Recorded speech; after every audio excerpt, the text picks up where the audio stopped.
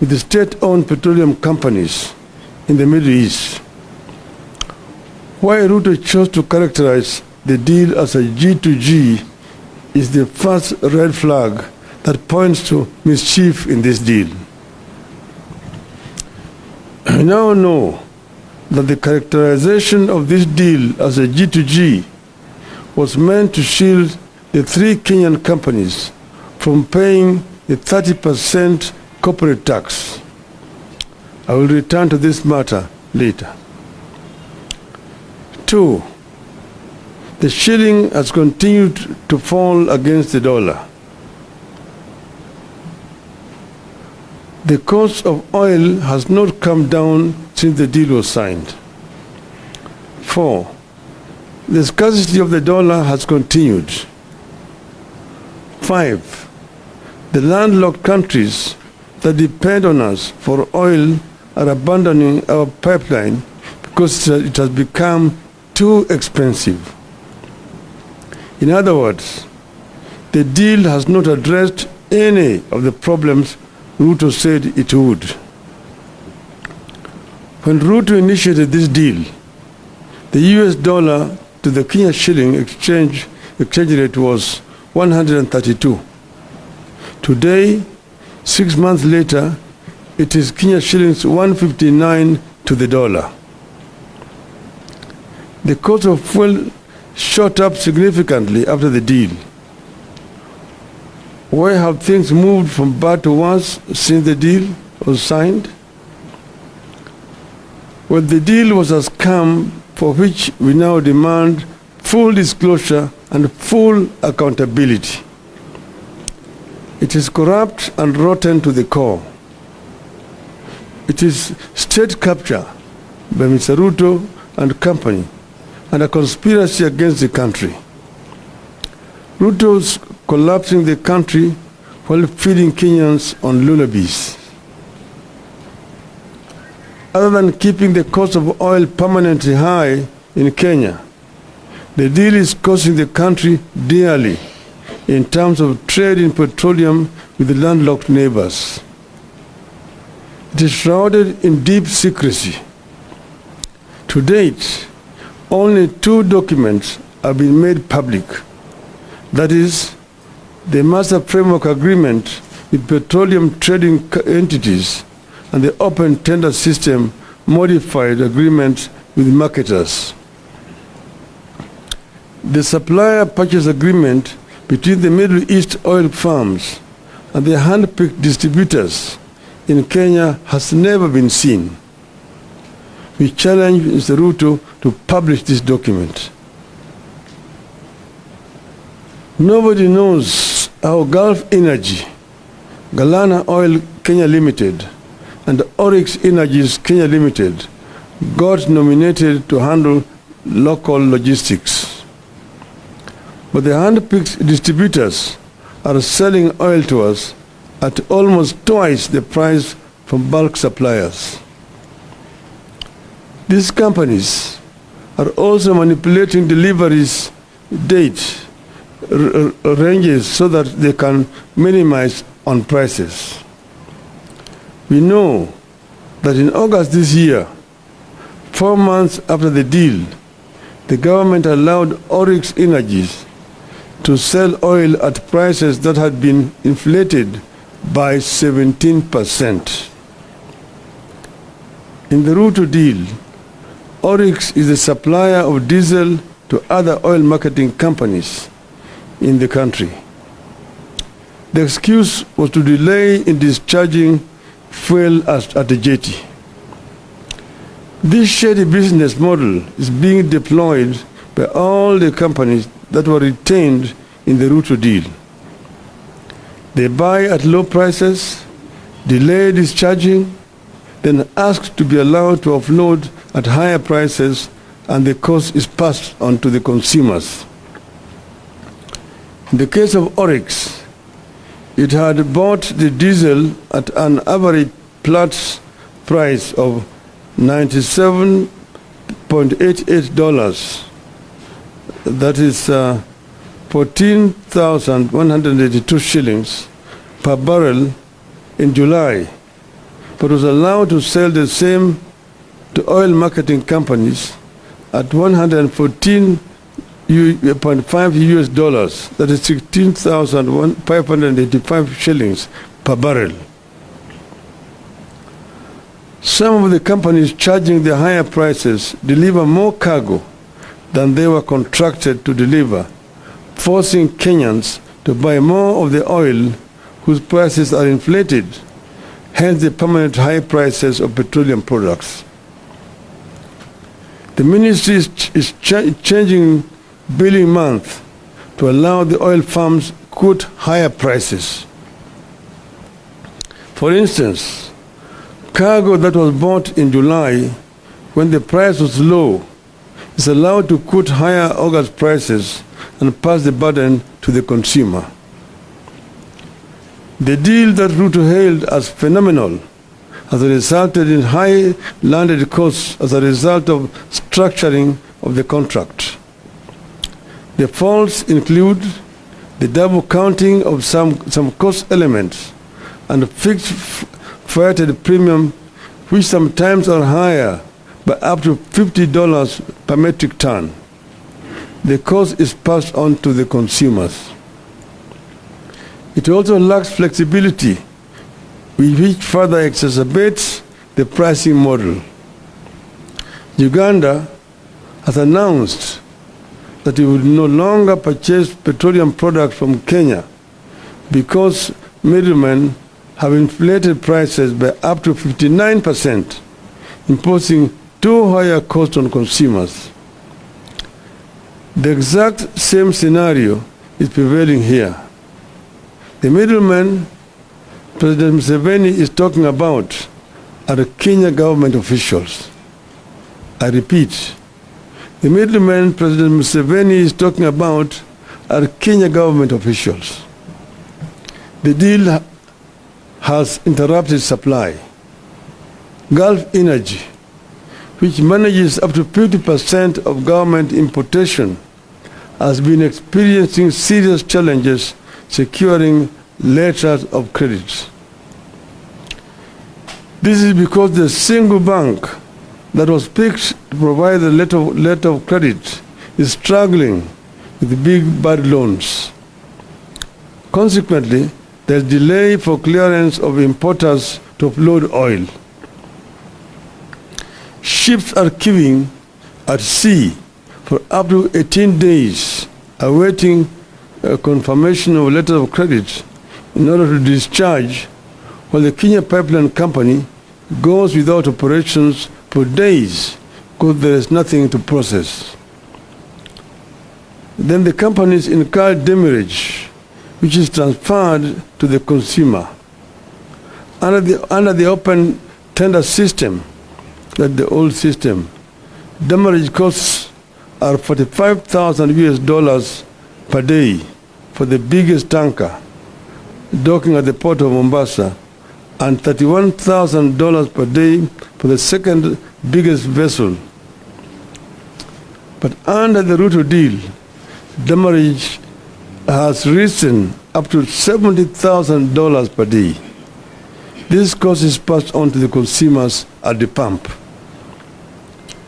You will have noticed that Tanzania recently reduced the cost of petroleum products from 1st of November, while Kenyans remain the same or just marginally changed. Tanzania said it was reducing prices because of decrease in the world oil prices by an average of 5.68%, while premiums for importation of petroleum products had decreased by an average of 13% for super petrol, also known as premium motor gasoline or premium motor spirit, and 25% for automotive gas oil or diesel. We will not hear that story here because of the corrupt dealings written into the Ruto deal. As ships accumulate extra charges on the high seas, the money sits in an escrow account in a local bank where it earns interest. It remains unclear who the beneficiaries of the crude interest is. This deal has led to high cost of oil products sourced through the Northern Corridor transit route, that's Kenya route. The freight and premium rates for the May 2023 cargoes were higher in the Northern Corridor by 61% compared to the Central Corridor. Northern Corridor is the running Mombasa, Nairobi, Malaba, Kampala, and to DRC. The Central Corridor, the one that comes from Dar es Salaam all the way to Rwanda, Uganda, and DRC. That rise in freight and premium is reflected at the pump. That is what has pushed Uganda and other forward markets like South Sudan, Eastern DRC, Rwanda, and Burundi to consider importing goods through the Central Corridor or Tanzania route. Uganda is shifting to the Central Corridor, meaning that they are going to be using the port of Dar es Salaam or Tanga rather than Mombasa. The volume it ferries via Kenya pipeline has dropped by 52% from 70%. So other than making petroleum products ever more costly, the deal is going to kill the Kenya pipeline company as soon as this year. You need to know that it is the Ugandan market that earns the Kenya pipeline company foreign exchange. The transit volumes account for 51% of Kenya pipeline company's revenue, which stands at an average of 2.6 billion shillings per month. When the company loses in the volume transported, it results in higher tariffs, which is transferred to the local consumer in terms of higher cost of petroleum products.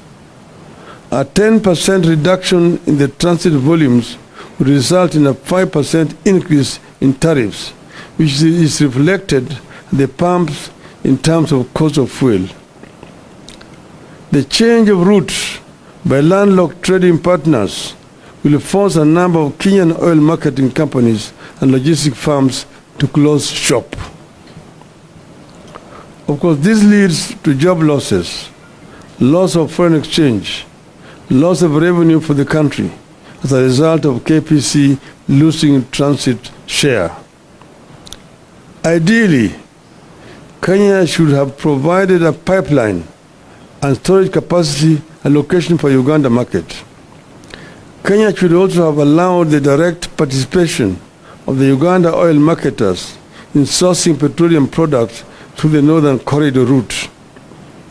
But because corruption was written into the deal, the Ruto administration could not allow neighbors in fear of exposure.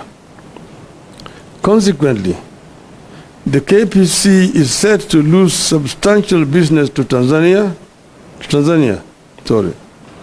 Uganda's shift to the Central Corridor will most certainly influence Rwanda, Eastern Democratic Republic of Congo, and South Sudan.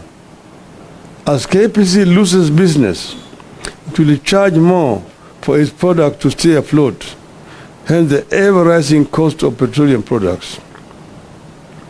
The deal only ended up creating irregular supplies and higher prices. Open tender system allowed for competitive sourcing of fuel. Monopolistic tendencies for purposes of maximizing profit goes against the demand for efficiency and the need for lower prices.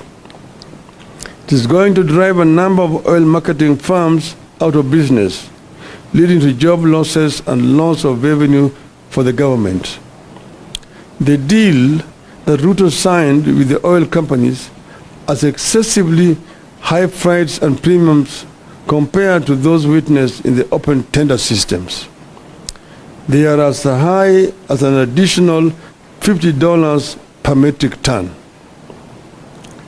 In the end, Kenya is losing billions of shillings in taxes because the three companies picked to spearhead this deal do not pay the 30% corporate tax.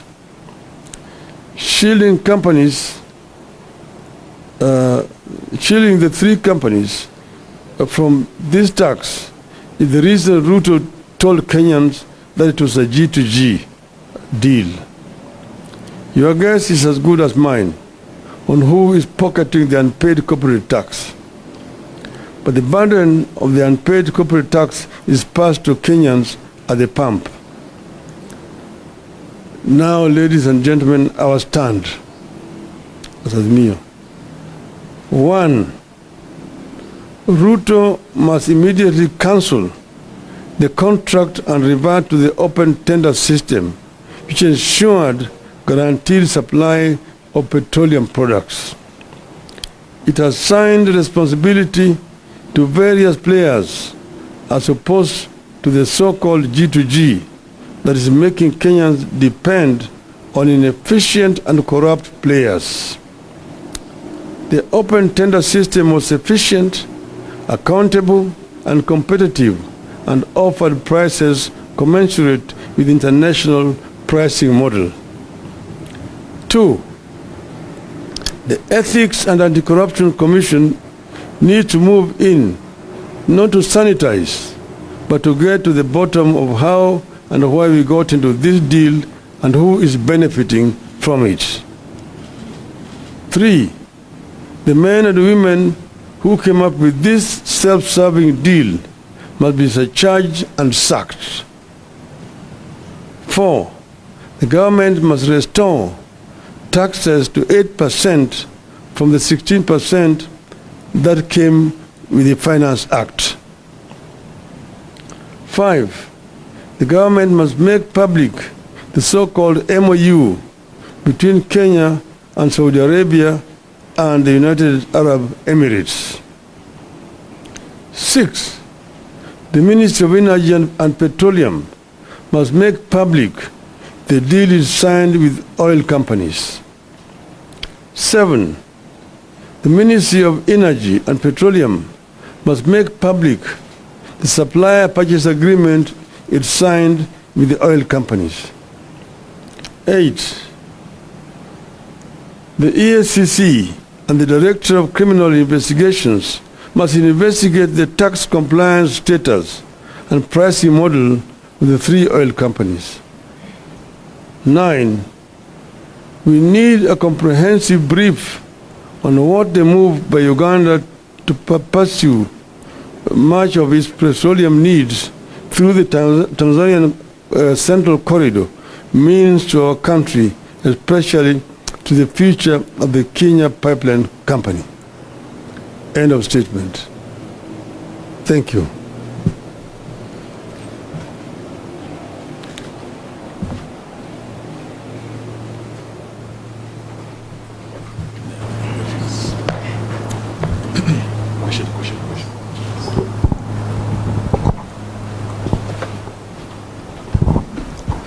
Labda kwa Kiswahili, Mheshimiwa Raila, katika siku za majuzi tumeona kama kuna mfanyabiashara tata ambaye anadai kwamba mafuta yake ambaye alileta ilinyakuliwa na serikali. Labda kwa mtazamo wako unaweza semaje kuhusiana na hayo? Kisha cha pili, where does this revelation of yours now put the ongoing national dialogue talks? Thank you. Yeah. Yale ambayo yanafanyika, hiyo wafanyabiashara yenyewe inadhihirisha ukweli. Yale ni wale watu ambaye wametofautiana pamoja. Sasa mwingine anasema huyu hii shehena ni yangu, mwingine anasema hii shehena ni yangu. Wale pamoja. Hata wewe mwenyewe unaweza kushangaa yale ambayo yanafanyika. Mbona kama kuna shida mtu anashikwa usiku anafungwa macho? Kwa sababu gani? Kama jamaa hajaiba, hajafanya chochote, kama hata yeye ni mwizi, mbona ashike mchana na apeleke mahakamani? Ni wale ni wao wezi wawili wanashikana peke yao. Upande mwingine sisi tuko na na washirika wetu ambayo sisi tulituma kwa yale mazungumzo. Mmoja wao ndugu Eugene Wamala yuko hapa. Sisi tuliwaambia katika yale majadiliano kuna maneno ambayo sisi hatuwezi kuacha nje. Tuweka masharti, atukuna maneno ambayo mpaka tupate suluhu, haswa yale ambayo yanahusu wananchi wenyewe. Kwa mfano moja yao ni gharama ya maisha. Tumesema gharama ya maisha mpaka irudi chini. Hiyo ni moja ya masharti ya mazungumzo yetu. Ingine ni kuundwa kwa tume ya uchaguzi. 3 ni ukaguzi ya matokeo ya uchaguzi iliyopita. 4 ni mambo ya kutuingilia kwa vyama vingine vya kisiasa. Kuheshima kwa vyama vya kisiasa. Yale ya masharti. Lakini muhimu zaidi ni gharama ya maisha lazima irudi chini. Na wao wamesema vile inawezekana. Tumesema kwa mfano ile ushuru waliweka kwa mafuta itolewe kutoka 16% irudishe pale ilivyokuwa 8%. Hiyo ni moja yao. Na kadhalika na kadhalika. So tumesema kama hawawezi kukubali basi haviendi. Tumesema kama hawawezi kukubali yale, hiyo tunasema hakuna mazungumzo, hakuna maafikiano.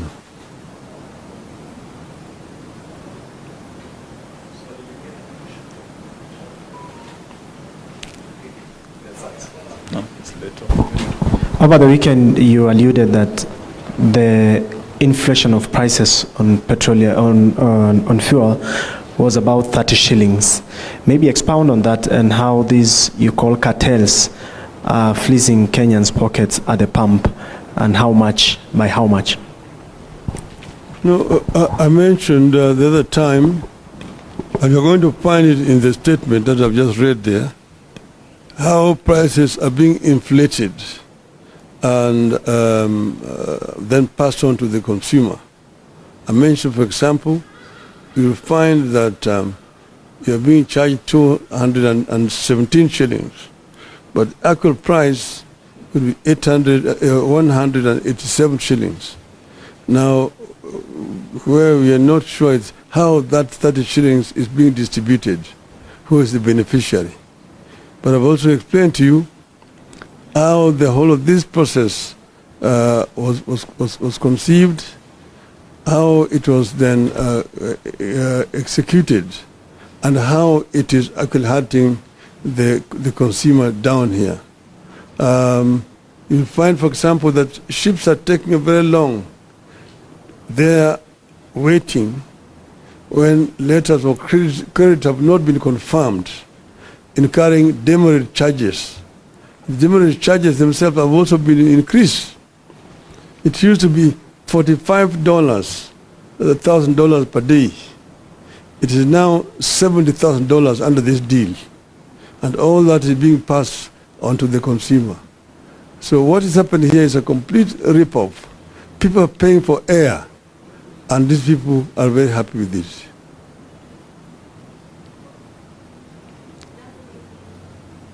Langu ni ombi tu kama unaweza fafanua kwa lugha ya Kiswahili ujumbe wako kuhusiana na swala nzima la mafuta. Tumesema kwanza tuliambiwa ati hii mpango ni serikali na kwa serikali. Yaani ndio kwa Kiswahili inaitwa G2G, government to government. Lakini thibitisho iko hapa ya kwamba sio mpango ya serikali kwa serikali. Serikali ya Kenya hajaweka mkataba na serikali ya Saudi Arabia au ya Emirates. Hii ni kati ya wizara ya kawi, yani ya wa Kenya, na makampuni moja ya Emirates na nyingine ya kule Saudia, moja inaitwa Aramco. Alafu sasa wao hapa makampuni mengine matatu wamepewa kandarasi. hakuna mtu anajua vile hizo kandarasi lipewa. Manake zamani kulikuwa na kitu ambacho inaitwa open tender system. Mimi kama nimeshakuwa waziri wa kawi wakati mwingine, chini yangu tulikuwa tunafanya makampuni yote ya kuuza mafuta walikuwa wanakubaliwa kushiriki kwenye tenda. Kufanya tenda, alafu unachukua yule ambaye kuna bei ya chini zaidi.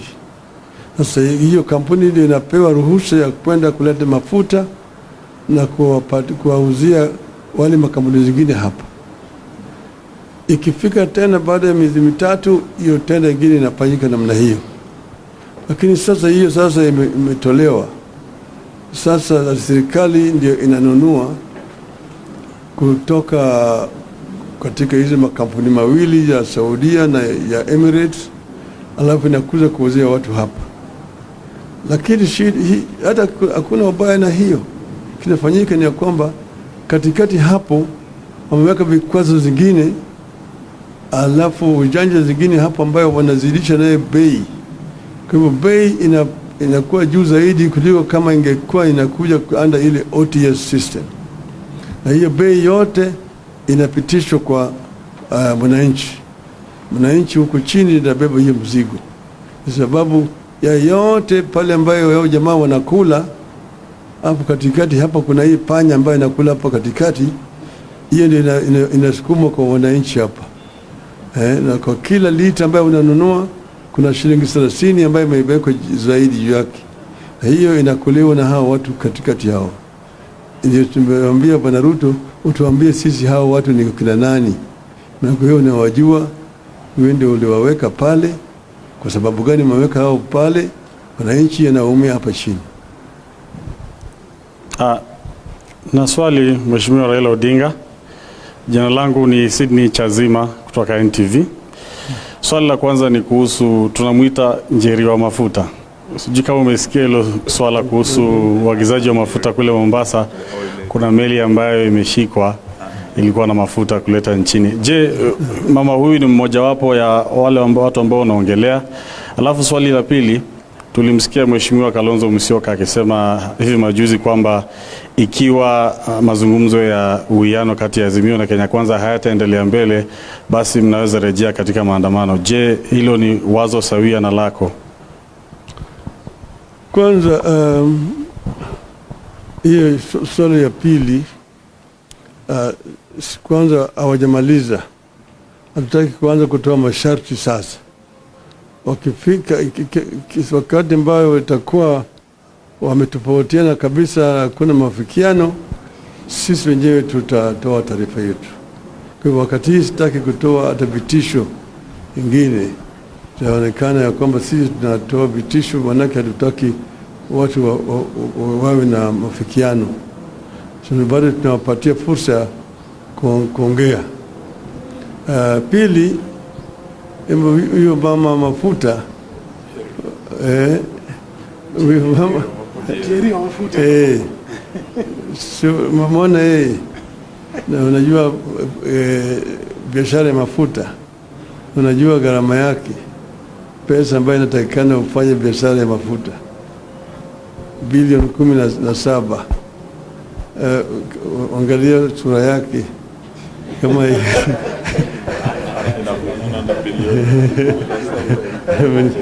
yeye au anawakilisha watu wengine.